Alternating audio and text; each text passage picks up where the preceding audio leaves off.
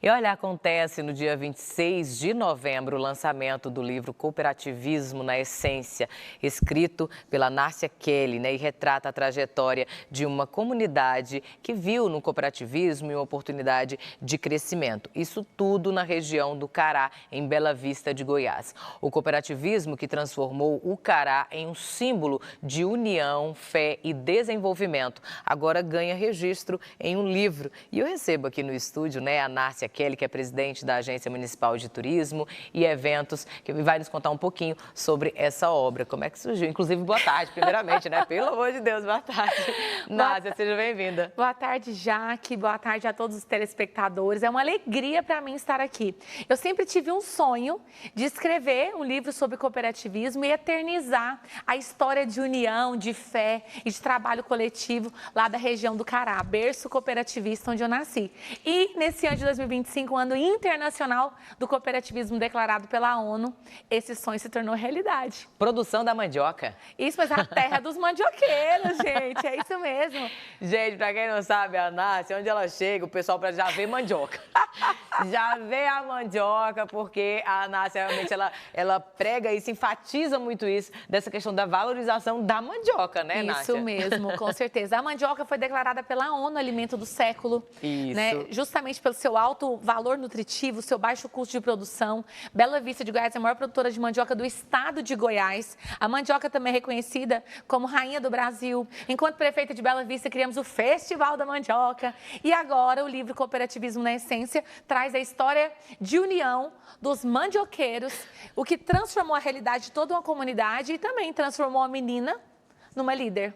Imagina, essa mulher não gosta de mandioca, não sabe fazer as coisas com mandioca. Deve saber fazer muitas receitas com mandioca. Claro, sou prendada, Jaque? Sou prendada, Nasci e criada na roça. O que mais tem você gosta? Qual é o seu prato preferido da mandioca? Olha, eu vou falar pra você a verdade. Eu amo, amo, amo escondidinho de mandioca. Amo, amo. Com carne de sol. É uma delícia. Amo. Vaca atolada. Na verdade, sou suspeita, Coxinha de massa de mandioca, A coxinha de mandioca é uma delícia, gente. É a melhor do Brasil. É feita lá no Posto Sobrado, Então, vocês têm que experimentar. Eu só fico triste porque a minha Nutri coloca mandioca na minha dieta, só que é bem pouquinho, porque a mandioca ela tem um carbo muito alto. Ela é rica em carboidrato, Então, como a gente está em dieta aí de déficit calórico, então a mandioca dá bem pouquinho. Você fala, mas só isso, gente?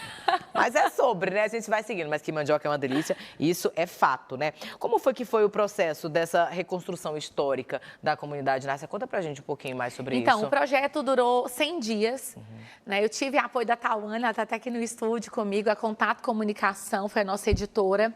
E por que foi um projeto que a gente conseguiu desenvolver em tão pouco tempo? Eu sou nascida e criada nesse berço, eu vivo essa história, desde que comecei a andar. Fui presidente da cooperativa, trabalho no Sescop Nacional como palestrante, como instrutora, tratando sobre cooperativismo há no mínimo 12 anos.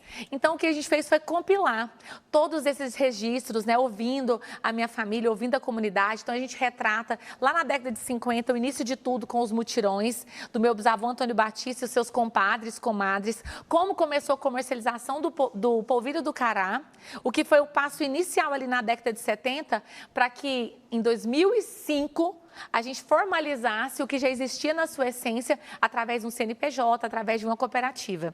Teve muitos personagens também nesse livro, Sim, os personagens mais marcantes do livro, com certeza, Antônio Batista e Etelvina, um casal de cooperativistas semi-analfabetos que mal poderiam pronunciar a palavra cooperativismo na época, mas que praticavam.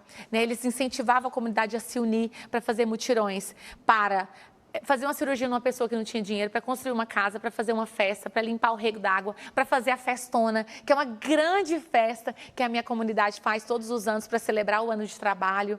Então, quando a gente nasce nesse lugar onde de mamana caducando todo mundo colabora, todo mundo coopera, é muito simples falar de cooperativismo.